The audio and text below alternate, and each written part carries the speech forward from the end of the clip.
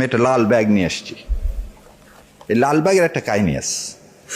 এই লাল ব্যাগের কাহিনীটা হচ্ছে 2008 সালের ইলেকশন কিভাবে হয়েছে সেটা হচ্ছে এই দুইটা কাপ দিয়ে দেখাচ্ছে। আপনার ধরে নেন এই কাপটা আপনাদের সবাইকে দেখানো হলো, আপনারা সবাই পুলিং এজেন্ট, যেটা ফাঁকা ফাঁকা না, এই ফাঁকা, আপনারা সবাই ভোট দিচ্ছে, ভোট দিয়ে দিচ্ছে, এটা কি হয়ে গেল? পূরণ হয়ে গেল। এটা পূরণ হয়ে গেল তো।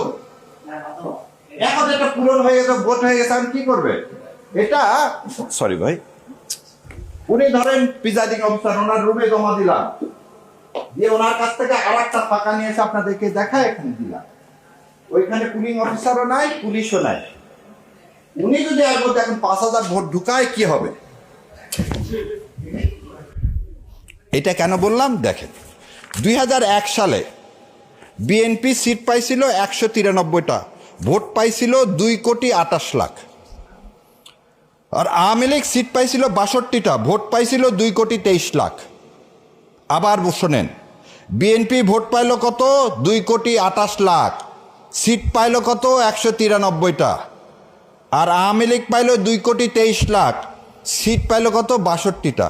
5 লাখ ভোটের ব্যবধানে সিটের ব্যবধান কত? ডবলেরও বেশি। 5 লাখ এখন 300 আসনে ভাগ দেন।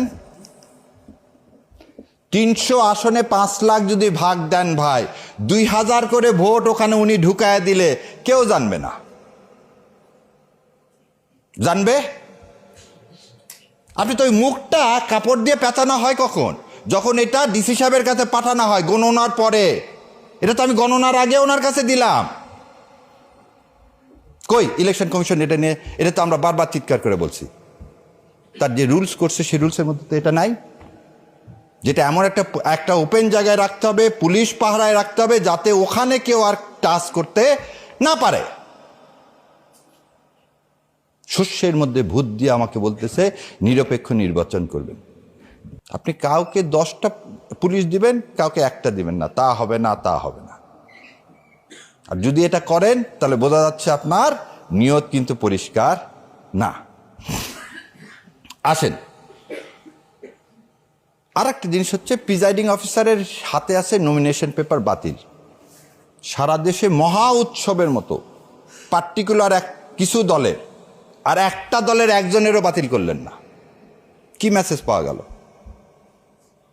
একটা দলের একটা নমিনেশনও আপনি বাতিল করেননি, বাকি সমস্ত দলের করছেন। কেন?